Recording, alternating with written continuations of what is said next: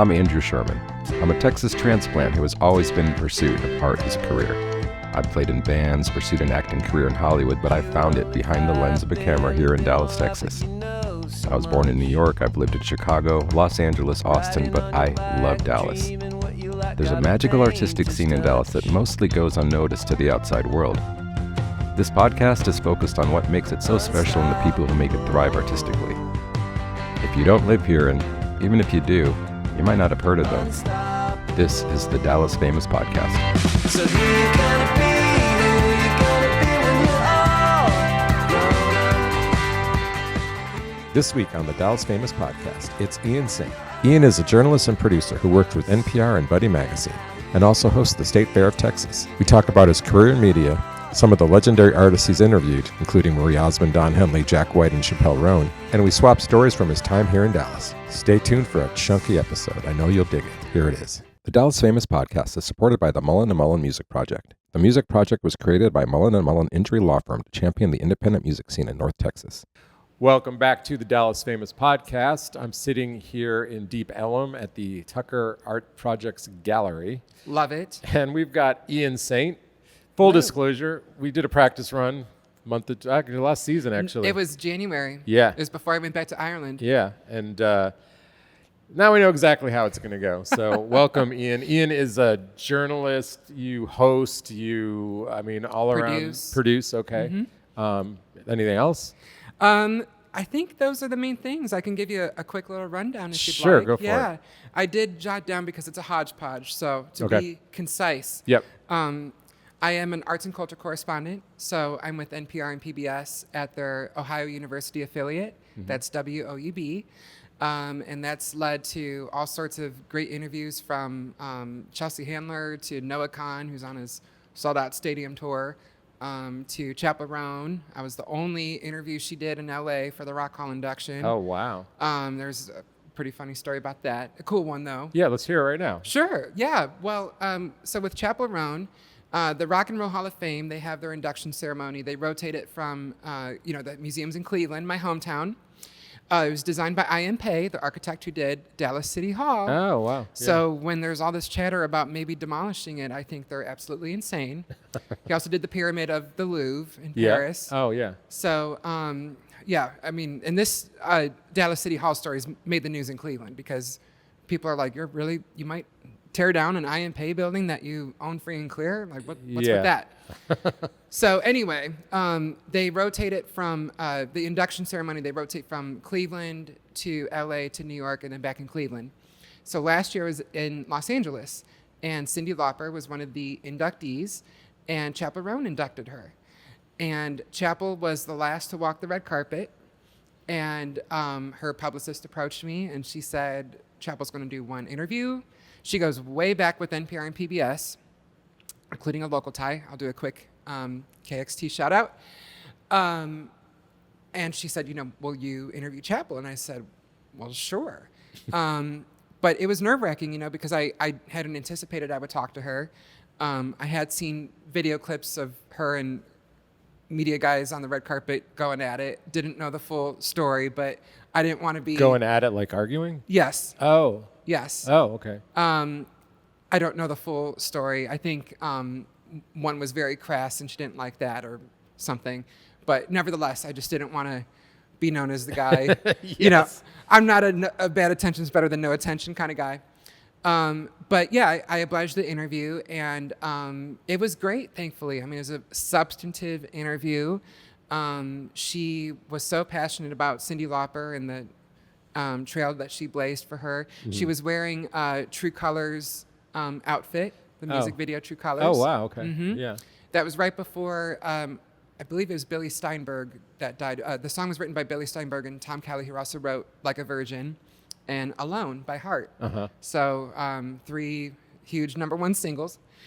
But yeah, it was a good back and forth. She shared great insights that heightened my appreciation for Cyndi. And I told Chappell something I always admired about Cyndi was that she was 30 when she put out She's So Unusual. Oh. A lot of people don't realize that. Oh, wow. Yeah, she was already 30. She had some setbacks in her career. Right. Romella and I and Allison Gordon, our mutual friend, we saw Cyndi on her farewell tour the year before that. And so I kind of dug into Cindy's story. In fact, not to get morbid, but Romello, when he died, I was in Europe, and on the flight home on Air France, the Cyndi Lauper documentary I watched, and so that was kind of surreal because he and I had just seen her farewell tour. But anyway, she had a record out with her band that didn't do well. The label dropped them. She fired her manager, and he sued her, and she had to file bankruptcy. So it was a rocky path towards She's So Unusual, and she was 30 by then. Wow. And so Chappell was like, oh, I didn't know that, but that heightens my appreciation for her, because she had that worldly insight, that comes with age, and yet she still had that curiosity about her. And Chappell, is in her late 20s, so it was a great back and forth. Right. And I'm just thrilled, and the Rock Hall was thrilled because she didn't talk to anybody else. Right. And so we had this nice interview, and it just goes to show. And I will say, KXT presented a show at Trees in January of 2018. I think Declan McKenna was the headliner and Chappell Roan was the support. Okay. And I found that Facebook event, it's still up there, the Facebook event of Declan McKenna with Chappell Roan as support at Trees in January of 2018, presented by KXT. Excellent. So I love that Chappell Roan and her publicist, Dana Meyerson, they don't forget their roots. Nice. Yeah. Excellent. Okay, well, let's get back to you. Yes. So you're from Cleveland originally? I am from Cleveland, and I will mention I also contribute to Buddy Magazine, and I've had 5 cover stories with them. It's funny, in my interview with Butch Vig from Garbage, we talked about how Deep Ellum reminded me so much of Cleveland. We'll get back to that. Okay. But my 5 cover stories thus far with Buddy Magazine have been with Andy Summers of the Police. I'm wearing the Synchronicity shirt. You shot that cover. Yep. Interviewed him backstage on election night. That was a very surreal time. Oh, yeah, that's right. It was election night. Yep. Let's try not to think about that. Yeah. He also found it very bizarre. He's old enough to remember. Andy's older than I realized. Yeah, he was a lot older than the other guys. Yes. He was 36 when Roxanne became his first, big hit. So he was 40 when he recorded Every Breath You Take. Yeah, I think I was aware of that. Yeah. I mean, that was my second concert with Synchronicity Tour. Yep. Oh, man. Yep. I would have gone in a heartbeat if I'd been born yet. Yeah, But you weren't alive. fortunately, Did you see him you're probably still young when they did the reunion. It was like 07. well, I wish I had. I think it might have sold out in Cleveland. Oh, okay. But, man, I really wish I had. I saw the first night in LA, and they did not have it together yet. Oh. They were just like, it was all right. Yeah. Well, it had been, 20 years plus, since the Synchronicity tour. Yep. But that was the first cover, and you shot a great photo of that. Andy loved it. He, put it on Instagram, added me as a collaborator in the whole thing. And, Yeah, that's so cool that a photographer liked it. Yes, I bet. Yeah. And then the second cover story was Jack White, who's to our right. Yep. And that was shot at Trees. On an iPhone. On your iPhone. I spent the entire show trying to get just like one good photo. I got like 3. So, yeah. Yeah. Well, that's one of them. And what happened there was I was on the red carpet at the Ryman Auditorium, the beautiful historic Ryman Auditorium in Nashville during Americana Fest. Their award show is airing on PBS. And so I did the red carpet, and John C. Reilly was the host. And I interviewed John. And then Americana Fest keynote was a fireside chat of John C. Reilly and Jack White. And John recognized me. They unexpectedly, I just went to, just to listen. Hang out. I just thought it would be a cool thing to listen to. And, there was hundreds of people there. Shout out to Americana Fest, one of my favorite conferences. They'll be taking place September 15th or 19th this year. Hoping to go this year. Oh. Yeah. My buddy Zane King in Grand Prairie is like, he's the rep from that city. So they're trying to budget me into that one. So we'll see. Might be out there with you. There's a lot of Texas representation at Americana Fest. Yep. And John recognized me. And the question, I didn't expect to talk to Jack. But the question that came to mind was I'd seen him at Trees the year before. And obviously demand was very, it sold out in like seconds. Yeah. And I'd never seen him perform. And I was like, I'd really like for him to do Seven Nation Army because it just takes me back to like my youth. And I feel like that was kind of when rock was coming back from 9/11. Mm-hmm. Like there was sort of a lull of like, Nickelback. Like, and I mean, 9/11 was a weird time. Sure, yeah. And then when it was starting to get a little edgier again, I feel like, White Stripes, Jet, another band I've interviewed, they were kind of at the forefront of that. And I was like, I know, the White Stripes are no more, and he's done so much great stuff since then, so I understand if he won't. He doesn't have to, but he did, and it was so cool, and the audience was so into it. They sing along with the riff. So that's what I asked Jack. And I mentioned he's got a business in Deep Ellum that he co-owns called War Stick. Yep. And so I mentioned that, and I said I saw him at Trees, and I was just so inspired that he did Seven Nation Army, even though he didn't have to. And he gave such a long, poetic, funny, insightful question that invoked Bob Dylan and everything as to why he still chose to do that. Several minutes long, long enough, and poetic enough that we got to make a cover story out of that and use your photo that you took in your iPhone. Yeah, it's awesome. And it was, the timing was perfect because it was right before the White Stripes were being inducted to the Rock Hall. And he didn't do any interviews. So that was another example where Rock and Roll Hall of Fame in my hometown were very pleased that I got the one between him and Chappell. So very nice. That was the second one. The third cover story was Treaty Oak Revival. Yep. Who are from Texas. They're from Odessa, and they are killing it. They're independent. Yeah, they went from Echo to Toyota on back-to-back Yes, tours. because you've shot them several times. At Echo, I did. Well, just once. Oh, just once. Yeah. Great photos, but it was a Christmas show, so it was a little everybody too was wearing sparkly. Santa hats. Yeah. I mean, we still would have done that, but it just had a little too much glimmer. Sure.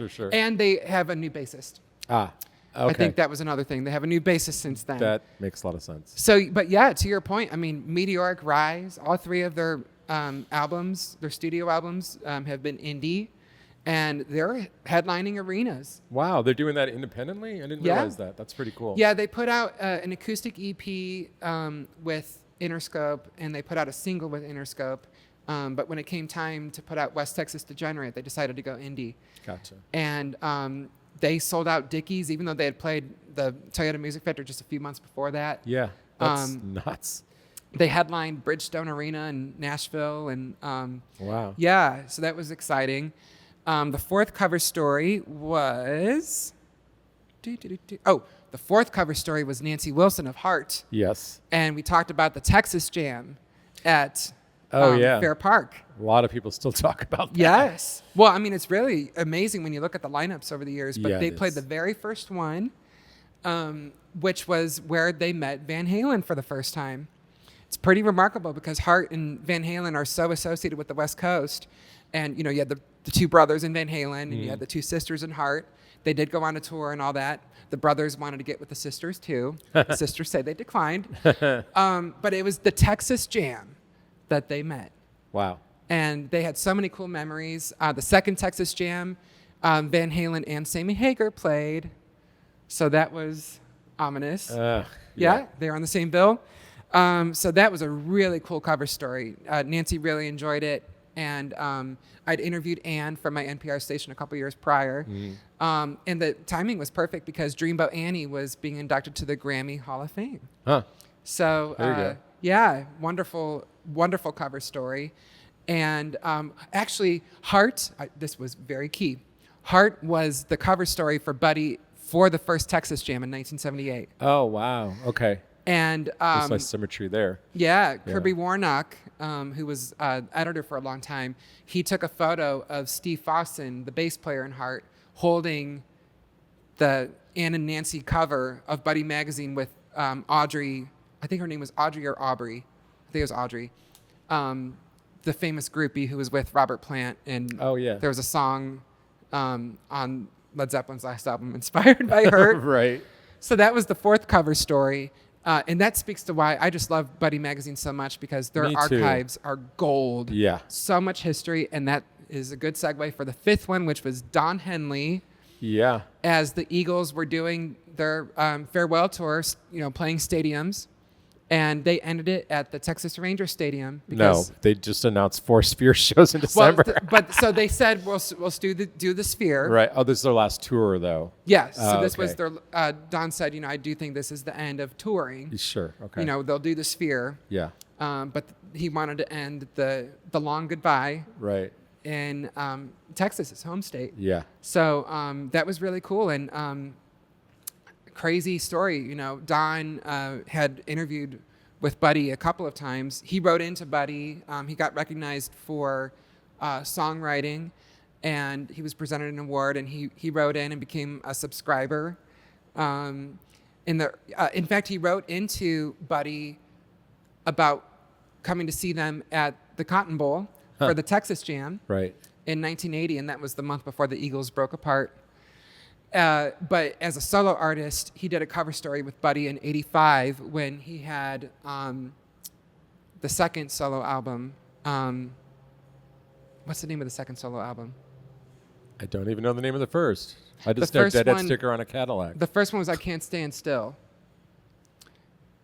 This is bothering me. Let me look it up. No, we'll get It's to a famous one. But anyway, it's the Yeah. one, the second album is the one that had Boys of Summer. Yeah. And so when Buddy Magazine had a cover story with Don, he was getting ready to tour for the first time as a solo artist. And he got very candid about, he had to take tango lessons. Like he did all these lessons, like miming and stuff, because he had never been a frontman. He'd always been behind a drum right. set. That's right. Yeah. So we talked to him before he did a solo tour for the first time. And he was shooting the music video for All She Wants to Do Is Dance. So it's really amazing that we got him then. And so I reached out to his publicist. And Don, remembered us all these decades later. And he wasn't really doing press. The Eagles don't have a new album out. They're playing stadiums in the Sphere. And they don't really like press that much historically. This is, Don did do Dirty Laundry. That was his first big solo hit. But he, I met him in Nashville. And talked to him for 2 hours. Wow. I was expecting 30 minutes, but we were on a roll. He's just so passionate about, history. And there was so much gold in those Buddy interviews, things he hadn't talked about in a long time, things he'd even forgotten about, So, for example, the Boys of Summer music video was directed by Jean-Baptiste Mondino. Oh, wow. Who directed Open Your Heart for Madonna.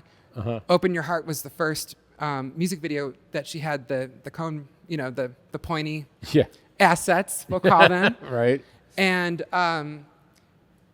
the first non-French artist that Mondino did a music video for was Don Henley, Boys of Summer. Huh. And it won Video of the Year at the second VMAs. Okay. And then he went on to work with Madonna and did such an iconic video for her. But Don had forgotten. He's like, that was before Madonna? It was before Mondino worked with Madonna? Wow. I said, yeah. And, he talked to me about how he was in his late 30s. He really was not comfortable with MTV, because of his age. And he never wanted to be a solo artist. He was always a band guy. Yeah. He was in bands in Dallas and then went to do the Eagles. And when the Eagles broke up, it was 1980, so it was right before MTV. And then when he put out his first solo album, it was 82. And so, MTV launched. You it went from had to have video. Yes. Right. And he was not used to being, the frontman. It had gone from President Carter to Reagan, from Eagles to him. So there were a lot of changes. Yeah. So we really got to the substance of that, and that was really cool. So yeah, Excellent. Buddy Magazine. It's amazing. It is. All right, Ian. Let's talk about you, though. Let's talk about your I mean, my first question, because I've been watching you from afar. Then we got to be friends, and now we've worked together. Mm-hmm. How did you get into this line of work? Like, what was the catalyst? Like, what did you want to be growing up, and how did you end up here? So when I was really little, what I wanted to be was whatever Michael Jackson was on the cover of the Bad album. To me, that was that was what I wanted to be. That's fantastic. Okay. So ultimately, as long as I'm in entertainment, because I do a mix of things, we can touch upon a couple of the other things. I like to have variety, and these days you do need to keep it varied. Sure. Because things might dry up. And as much as I love the interviews, I do get screen fatigue. So I need to do things where I'm like out and about too. Sure. So we can get to that. But I was born in Dayton, Ohio. I don't have family ties there. My parents just were there. And I was there through preschool. And Dayton was a really cool city. It's very diverse for a city of its size. Country music is huge there. There's a lot of Southern people that moved to Dayton for manufacturing jobs and, came from the Deep South. But funk music's really big. I just did an interview with Bootsy Collins. He's from Cincinnati. And Dayton was the funk capital of the world for a little while there. Ohio players were from there. Right. So Fire and all that, you know. And then I moved to Chicago for a couple years, kindergarten and first grade. And then I was in Cleveland, which my parents are from second grade through college. And I went to a school called Baldwin Wallace University, a small liberal arts school. But Breon Sargent, who's been a guest on your program, she's from Dallas. Oh, that's right. Went to school with me at BW in Cleveland. And then when we graduated, I actually briefly went to Atlanta, but wound up in Dallas just, a few months after we graduated. And she came to, I took a job with GE. So I worked for GE Lighting in Cleveland in college. Very old company. It was a very big company then. GE's a much smaller company now. But back then, they still owned NBC. So Tina Fey and Al Roker and all those people were in our company directory. We did go into the conference room and call Tina Fey's line just to see if she'd answer, and how would she answer? Yeah. We got voicemail, and it was, I believe, it was a man. I think an assistant, but okay. Yeah. And so I worked for GE Lighting, and I had an internal referral. An HR person called me about this job in Dallas that I took. That's what led me here. It was a job at GE and finance for like trucks and trailers, transportation equipment, logistics, some construction and stuff. And so I moved out here. Bree came to visit me when that job was in Las Colinas. I'd never been to Dallas before I moved here. So the office was in Las Colinas, and I just got an apartment there because I figured, I might as well walk to work and then learn the Metroplex. And so when Bree came to visit me for the first time, I said, I want to go somewhere that plays heavy metal music and we can play pool. And so I typed that, and Reno's came up, Reno's Chop Shop. Yes. And I said, oh, this is in Deep Ellum. What's that? And she's like, Deep Ellum's cool. Yeah, why don't we go there?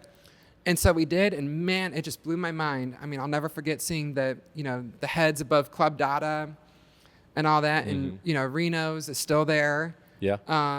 As long as Reno's is still there, I'll feel like Deep Ellum's never changed too much. And I just fell in love with it. I mean, it reminded me of Cleveland. I mean, because it's industrial, so much music, a lot of rock and roll, but then other styles. It's an older part of the city, much older than most of DFW. You still have industry here. It's walkable. It's got the train. I could take the train to the airport. Like I can in Cleveland. Right. And the only thing is we do not have a freshwater lake here. Because that's definitely in Cleveland. Yeah. But yeah, it's kind of funny. It reminded me of Cleveland. I just fell in love with it. So as soon as my lease was up in Las Colinas, I moved here. I convinced Nigel Newton to move down here. We met in Cleveland. His father lives in Cleveland, and Cleveland is I'm deviating a little bit, but something I appreciate about Cleveland that I didn't fully get until I moved was it's a very diverse city of like immigrants from all continents, including my family. My grandma's from Scotland. My cousins had grandparents from Italy, Germany, Slovenia. So it's just, I went to school with kids from Ukraine and Bosnia and Brazil and so even the white people, it was the white people that gave me culture shock when I moved south, because a lot of them don't like affiliate that way. They're not like, I'm Irish, or I'm Italian. I remember when I moved here, I was like, where's the little Italy? Like I thought every major city had a little Italy, Right. I'm like, where's the Greek restaurants? Like, Yeah. In fact, growing up in Cleveland, Yanni's, the new age musician Yanni, his sister lived in my cul-de-sac from Greece. Yeah. Okay. And I was just talking about that with Rita Wilson's publicist, because Rita Wilson's mother is Greek, and she produced my Big Fat Greek Wedding. So anyway, Nigel, his father is from St. Lucia, and his mother is British, dual citizen like my father. Huh. And so anyway, I met Nigel in Cleveland, and he was going to Berkeley in Boston. And I told Nigel and Bree about each other, and they're both very introverted, and they were both very skeptical. They're both very skilled musicians. And so I think it's easy for them to not, okay, yeah. But I was like, I really think you'd get on well. It was your program. Yeah. I completely forgot that I told Chevy Bree, Music I think he Showcase. looks like you look like you could be siblings. Oh, yeah, that's right. I totally forgot I said that. Yeah. And it was your program that reminded me of it. But thankfully, they eventually agreed, and they hit it off right off the bat. Oh, yeah. I thought they were brother and sister when I met them. Thank you. And Bree actually agreed with me on that. Yeah. So, and they're still together. Yeah. In fact, last year, they had a show with Skinny an orchestra. Cooks is yes, the band. Skinny Cooks. So I brought the Skinny Cooks together. I convinced Nigel to move down here, and we lived in Deep Ellum for a couple years. This is all great, but when are we getting to the part where you become a journalist? So I moved to Deep Ellum, I bought a home here, and I was doing Dallas Comedy House. I did improv there, and I even mingled with Keegan-Michael Key when he was doing Key and Peele. Mm-hmm. That was cool. Yeah. He's adopted. His bio mom lived in the Dallas area, so that was kind of interesting to see him on that journey here. Sure. But I loved doing improv, and I met Kim Keebler Owens, who owns Deep Ellum Radio. Right. And she was wanting to do talk shows. She only had music shows at the time. And I had this idea of having a talk show. This was when the currents of polarization were really setting in. It was it was going into 2014. So, this was 2014 was when Ferguson happened, and, the Black Lives Matter movement had already been underway. And I just felt like, I could really tell the tides of this country were turning. And so I thought it would be really great to have a show, a very diverse cast that come from very different walks of life, but have a really fun dynamic together. And we could talk about serious things, but we could also be funny. Mm-hmm. And so I wanted to cast of 4, including me. And thankfully, all 3 people said yes, because I didn't know who else to ask. So it was me, it was Bree, it was Missy, who was a little bit older than my parents. She's from Irving. She's lived in Irving all her life. She's a hairdresser. And Mano, who I met through Dallas Comedy House. We were in improv together. He's a great improviser, even famous people, all of them. I feel like Mano's one of the best improvisers I've ever seen. Wow. He's Gen X, Latino, and I just, I liked how we were different ages, different ethnicities, different, trades of what we do. And we met at Monica's Aka Iaya, which became, it was Eduardo's before Eduardo became Monica. And it became Maracas, and we got on famously right off the bat. And so what we would do is we would have a guest that was a small business owner here. Our first guest was Dallas Pinup. That was really fun because we premiered on Valentine's Day. This was 2014, same year that Charlie Crockett was doing gigs for the first time in Deep Ellum. In fact, he opened for Skinny Cooks at Liquid Lounge. Oh, okay. Mm-hmm. Wow. Yep. And we would tackle serious issues, but we also could be really funny. In fact, somebody told me, you're like a cross between Howard Stern and Diane Rehm in NPR. And I took that as a huge compliment. Yeah. Because we could be ridiculous, but we could also be very substantive. And it really took off. It was really interesting to see where people were tuning in from, Saudi Arabia. I was like, what's with that? Well, Saudi Arabia has a very young population, and YouTube really opened up these young people's worlds, because their broadcast channels, are largely government and religious programming. So it was really interesting to, get feedback from people places all around the world. And it got popular enough that we started doing live shows with audiences at Wits End on Elm Street, Elm Street and Crowdis. And that was really a trip because I would meet people that knew a lot about me, and like I didn't know who they were. So that was like my first taste of that. Yep. But for example, we had when Robin Williams died by suicide, we had the Suicide and Crisis Center of North Texas on, and we would have a live performer in between, a local live performer, and it really opened up my eyes, to see people in person, like tuning in and listening, and they would open up about topics like that. Ray Rice, when unfortunately he, beat his wife in the elevator and the surveillance video came out. Sure. We had a guest that was a shelter for victims of violence, but also rehabilitated abusers. And man, the way that people opened up there, and it was really, really interesting to, take international topics and find a local application and have, this diverse cast.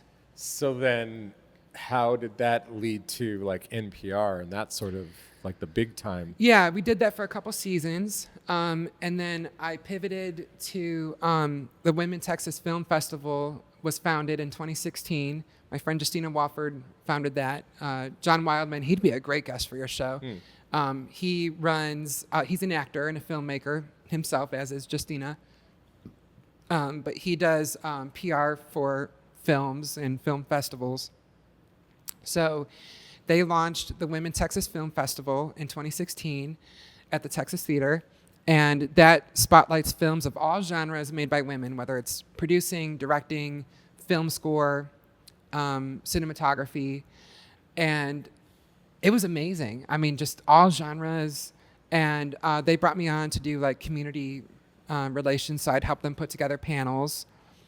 And man, like to give you one example, Mariska Hargitay had a documentary called I Am Evidence about the backlog of rape test kits that sit because police departments say they don't have enough money to send them to the lab. Unfortunately, rapists tend to be serial rapists. So, like one sample could, find a rapist who has many victims.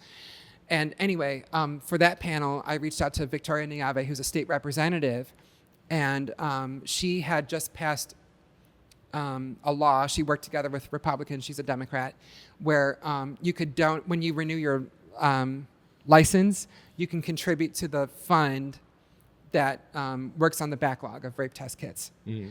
And so I had her on the panel for this Mariska Hargitay film, and people in the audience got to hear the local application of that. And then also, Victoria Niave, she got a couple of ideas from the film. Like she launched the Sexual Violence Task Force from watching the film. Mm-hmm. So that was really eye-opening to me, how I could produce something that could have a local impact.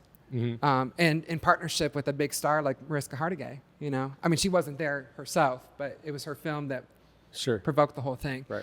So I was with Women Texas Film Festival for 5 years. That was 2016 to 2020. Unfortunately, it did not survive COVID. A lot happened for women in film in that interim, so I'm proud of what they accomplished.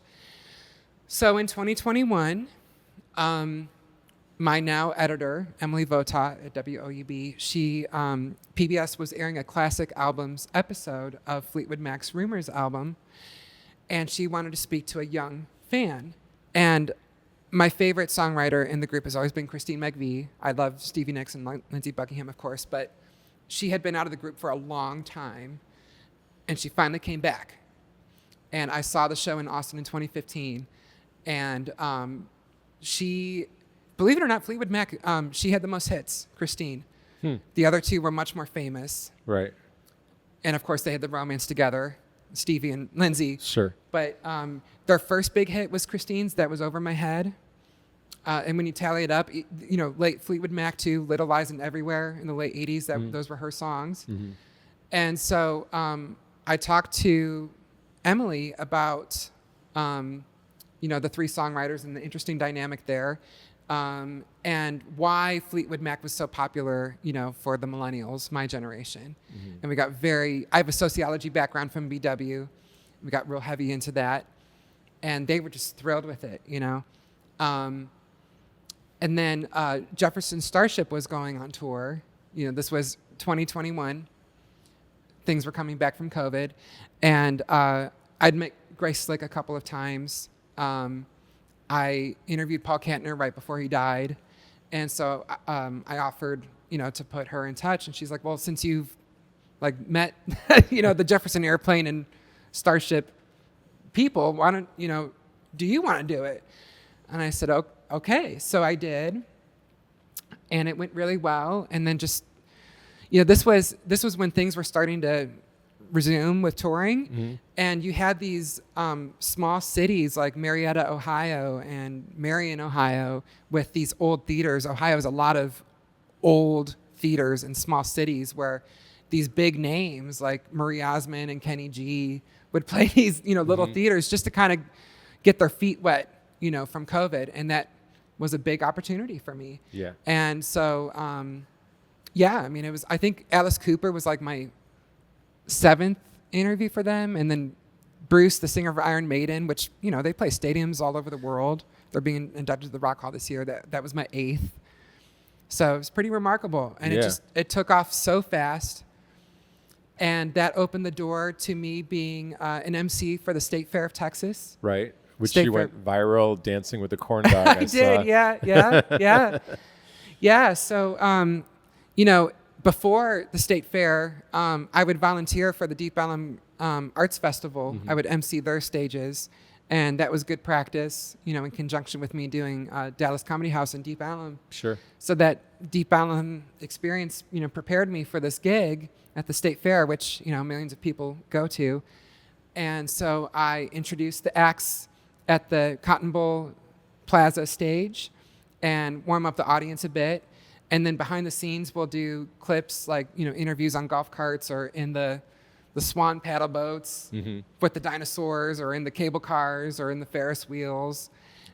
That's probably really fun to try to come up with new original ways to interview people at the fair, because you're there for so many days. Yes. So many different people, and you want it to look days. different, I've done some fair work, but nothing like that. Yeah. Yeah.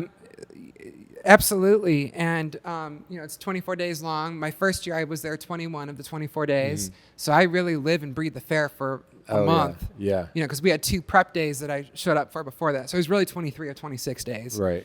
What kind of prep are you doing? Just getting the run of the land? Yeah. Well, in the first year, I was the first they had brought on an MC. Oh, okay. But Cotton Bowl Plaza is where a lot of people take breaks, to eat and stuff like that. Sure. So they wanted That's to. where the State Fair stage is too, right? Yeah. Yeah. So the State Fair. The State Fair record label. Yes, stage. that's right. Yeah. They have a couple stages. Oh, they do. Yes. The other stage is in the Grove, like the beer and wine garden. This year it's going to be at the Old Mill Inn restaurant. Oh, cool. They're relaunching it. Nice. So that's exciting because that's very historic. Yeah. I've never been in there, but maybe... I haven't either. Maybe a band that's playing the State Fair will hire me to shoot them. Anyway. Maybe, yeah. Well, and then they've got the stage in Cotton Bowl Plaza right next to the Cotton Bowl, where all those Texas jams took place. Yep. Jackson's doing sound over there. He was the first year. Yeah. He's not anymore? He wasn't. At least not the second year. I didn't go the last. Yeah, okay. It's been a couple years since I've been there. Yes, but Jackson was my first. Yeah. So, it's really surreal. It's basically a full month of living and breathing the State Fair, but I absolutely love it, and I'm thrilled that they asked me to come back a second year. And I year-round now do some social content for State Fair Records. That's cool. And I'll be back for a third year, and it's exciting. Having the Old Mill Inn stage. Yeah, that's very exciting. That's a facet of the park, because you can buy liquor at the Old Mill Inn. Don't go hog wild, though, please. Oh, okay. Did not know that. It's not the State Fair, but next to the State Fair is Dos Equis, where you and I ran into each other during a Cure show, and it was one of those, like when I shoot for the Observer, they always want an audience shot, and so and Live Nation doesn't normally let you do that, but for whatever reason they were like, yeah, cool, and so I got a photo, and it was really, there's a girl in the front who I don't even know if you know that girl was, but she's wearing like heavy goth makeup.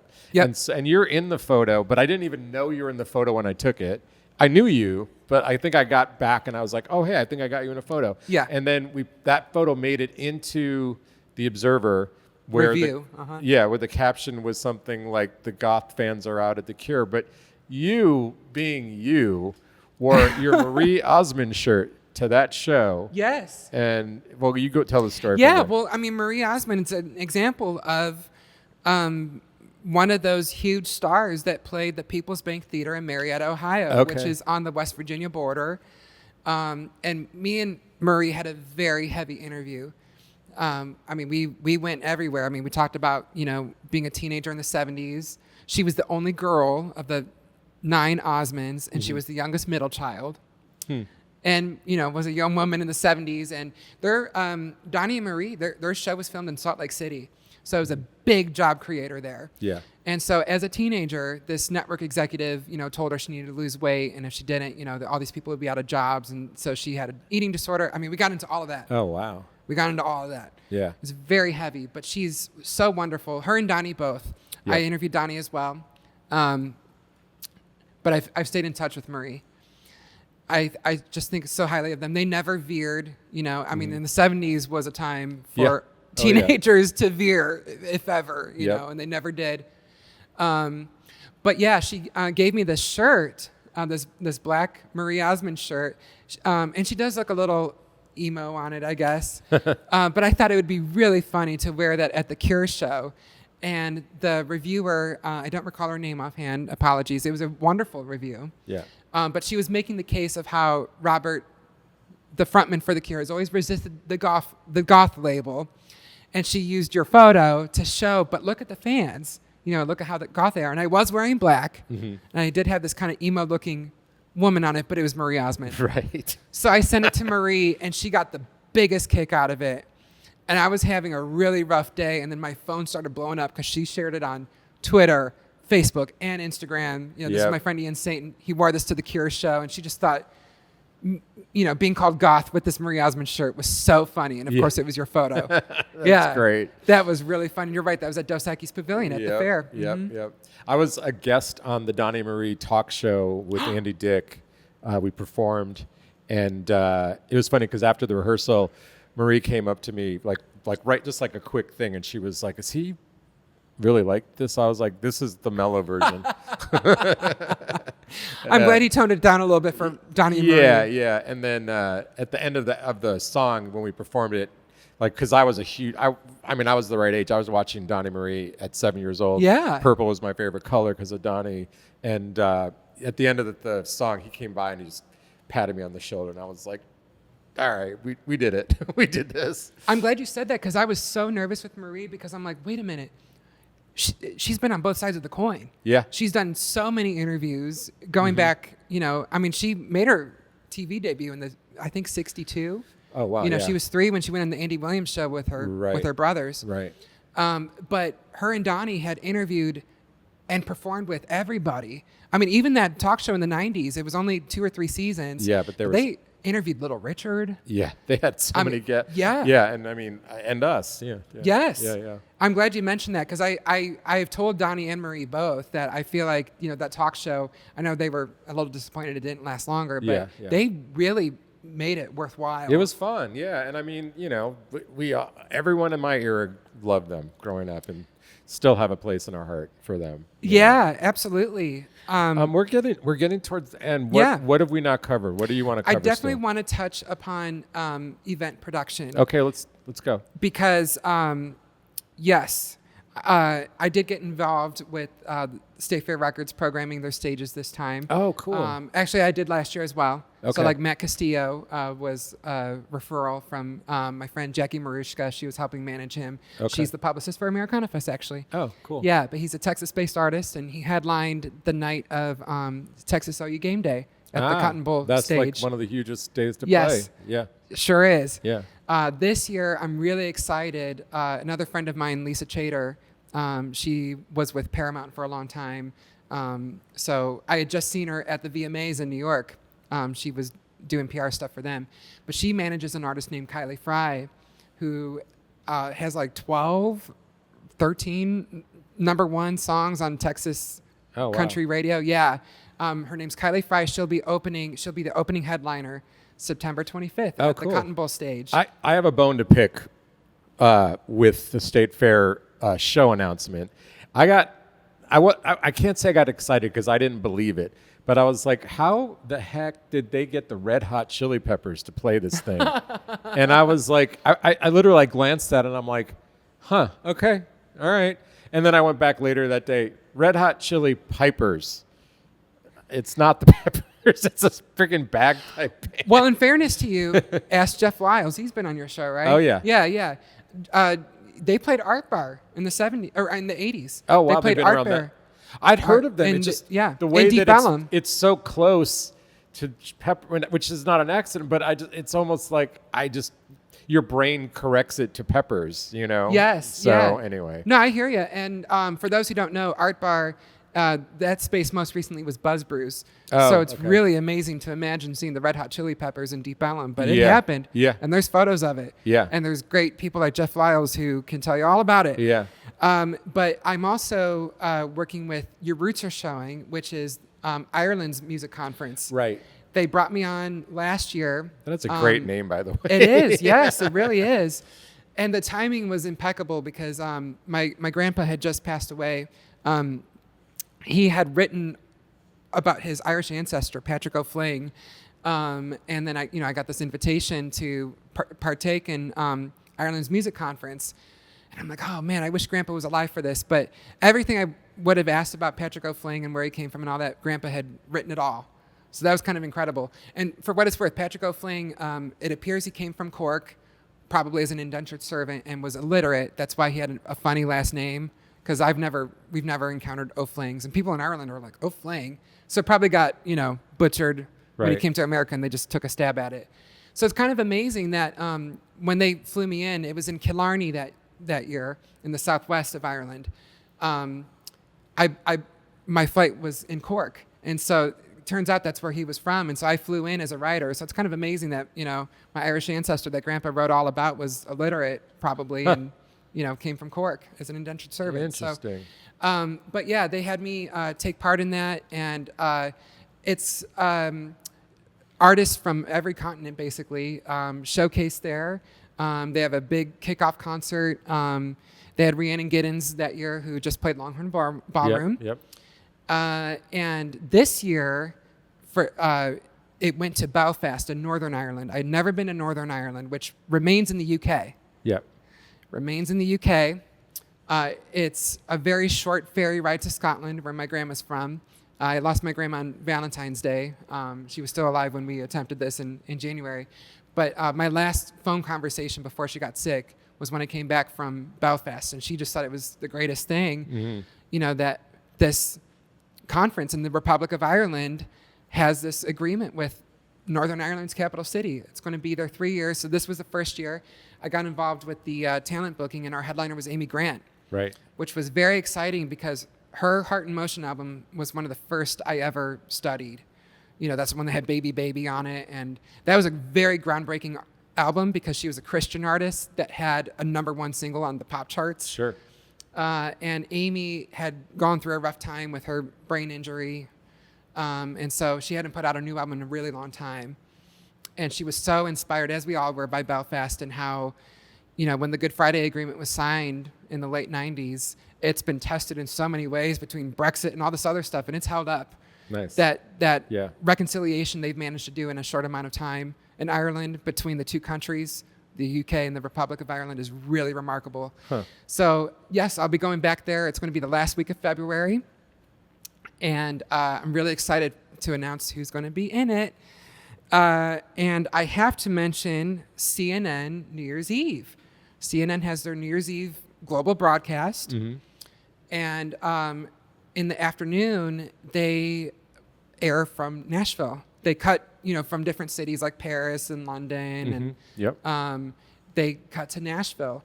My friend Marcy Allen owns Anzie Blue in Nashville. It's a 250 cap venue. And it's the only female-owned music venue in Nashville, and they were filming performances there. My great friend and mentor, Leslie Fram, shout out to her because she's the one that brought me in. I got involved with helping with the talent booking there. My now friend John Carter Cash, who is Johnny and June's one child together, and their only son. He and his wife Anna Christina, I got them involved where they got to do Ring of Fire, which was co-written by June. She had just been inducted to the Country Music Hall of Fame. And so that was wonderful, and I'm involved with that again. I'm really excited. That's what I was doing emails about today, was for CNN New Year's Eve at Anzie Blue in Nashville. Wow. That'll be airing, I think, from 2 to 8 p.m. Central Time before they switch over to Times Square. Cool. So basically, that's me in a nutshell. When do you sleep, bro? I need to do better about that. I arts and culture correspondent, but event producer, event host. I would like to do some songwriting. Okay. I do have a musical background that I've kind of been neglecting. But and thank you, for the covers that you've shot for my cover hopefully stories. we get some more out there. There's a few people coming up that I'm hoping to get. Actually, Amy's Grant's going to be at Longhorn. That's right. In the fall. Amy Grant's going to be at Longhorn, and I interviewed her again in Belfast, and it was a wonderful interview. And her husband, Vince Gill, that's played her husband. Oh, okay. Yes. Yeah. Yeah. He's a Country Music Hall of Famer himself, Yep. but he plays with the Eagles now. Yeah, I shot him with the Eagles. Yep. Yeah. And I have to say, Don Henley, I think the two interviews I get asked about the most lately are Chappell and Don Henley. And people are always like, what were they like? And I think they don't suffer fools. But as long as you have, a substantive conversation with them, Don is so funny, Don Henley. Yeah. And I will say, he met with me and Rob Garner, the publisher of Buddy Magazine, before he went on stage, like 20 minutes before he went on stage at that massive stadium. Wow. He wanted to thank Rob Garner for carrying the legacy of Buddy Magazine. Yeah. So Rob is great. Rob is great. We had to reschedule. He'll be on at some point. Yeah. Well, Don is so passionate about press freedom and indie publications. Don is welcome on the show too, FYI. He would be awesome for the show. He would. I don't know we're at that level yet. I mean, I've had Christopher Holt, who's an Eagle, on the show. That's true. Yeah, that's right. Yeah. Chris Holt is in his, he filled in for Stuart Smith, who unfortunately is going through a tough time health-wise. And Don he can be self-deprecating, but he is so passionate about so many causes and history. We talked a lot about Deep Ellum in our Buddy Magazine cover story. Cool. So we talked about Blues Alley is a new thing. He loves Sons of Herman Hall. He knew all about the history of that. He knew all about the history of Fletcher's Corny Dogs at the fair, the two brothers and all that. Yeah. So he's such a wonderful guy, and I'm so grateful for everything that Deep Ellum has enabled me to do, and the legacy of Buddy Magazine. And it's amazing that we have this cover. Absolutely. The fact that the Rock and Roll Hall of Fame, he was being inducted to that in my hometown. Yep. And we got that one Q&A talking about the legacy of Seven Nation Army is just incredible. And my wife's favorite artist, actually. Yeah. Well, Ian, fantastic. Glad we got you back in. And thank you. God, it's going to be hard to not see you out there in the world, but we will put links anyway so people can find you if they're looking. Yeah, and I'll do a quick shout out to my family. I should mention, my father and mother were both musical in different ways. I had a realization recently. I was saying this in the group chat, like my dad's one of 5, my mom's one of 7, and like all of their siblings are really passionate about music in some way, where they know so much about biographies and stuff like that. And so I was really fortunate. I mean, to me, that's just how I grew up. So I just thought that's typical. Because you are like an encyclopedia. You've thrown a few facts out. That's how I grew up with, with them. And I'm so grateful that they're all still alive, to see me. Because I have to say, whenever I interview somebody that I know will make my parents or aunt and uncle or something proud, like, that's exciting. Sure. So shout out to them, though, because growing up in that way definitely prepared me for this crazy career. Yeah. Last thing I'll say, stop vague book posting. You're the worst. You're like, guess who I'm interviewing today? This was the most famous person in 1972 for 4 months. Like, it's real specific, but then it's, no, I'm just teasing you. You do your thing. Well, I love seeing the guesses. It gives me ideas for future guests. Oh, okay, cool. So like I mentioned, a funk OG, and it was Cool from Kool and the Gang. Yeah. Which, I was just mentioning my family. My maternal grandparents were born in Youngstown, Ohio, and they both have passed, but that's for Cool. And his brother Khalees, in the band as well. Yep. He was a primary songwriter. My grandpa's favorite song was Celebration. Huh. And I don't know if he knew that, Cool and his brother were born in Youngstown like him and my grandma, because they moved to New Jersey eventually, and that's where Kool and the Gang came from. But that was really amazing. But people were guessing Bootsy Collins. Uh-huh. And that gave me, who's from Cincinnati, Ohio. And I ran into him in Nashville, and I just interviewed him. So it's really fun to watch the answers of people guessing. And I genuinely am nervous. I'm not being facetious. So it's always nice to see people's encouragement. Support, yeah. Well, we definitely, I think you're very loved, and you're great at what you do. Well, thank you. Glad to have you on. I love this program so much. Thank you. I've learned a lot, like I said, Bree, who went to school with me in Cleveland, like I totally forgot how I coaxed her and Nigel to to get together, and it was so cool to see them play with the symphony. Which the connection for me is I came to Dallas. My first trip was for the Chevy Music Showcase, and Reinventing Jude was on, and they were her band, or most of her band. And so I know them before I even knew I was going to live here. I'm glad you mentioned that, because it was Reinventing Jude is how I encountered Leon Bridges. Right. And because she forgot her guitar, or no, he forgot his guitar, and she lent Leon the guitar for that shoot. And so like it's all intertwined in there. Yeah. And man, he blew up like right after that. Yeah. And it's amazing to see Charlie Crockett. Mm-hmm. I didn't mention Cure for Paranoia. Oh my gosh. Yeah. Me and Cam just last year, when he was doing his daily verses, I had tickets to see Patti LaBelle at the Majestic Theater, and I reached out to Cam and I said, why don't you do a verse to Lady Marmalade, and we'll do it in front of the chandelier at the Majestic. It's a cool backdrop. Mm-hmm. And we did. And the funny thing is I woke up in Paris that day. I was in Europe, and I flew Air France here.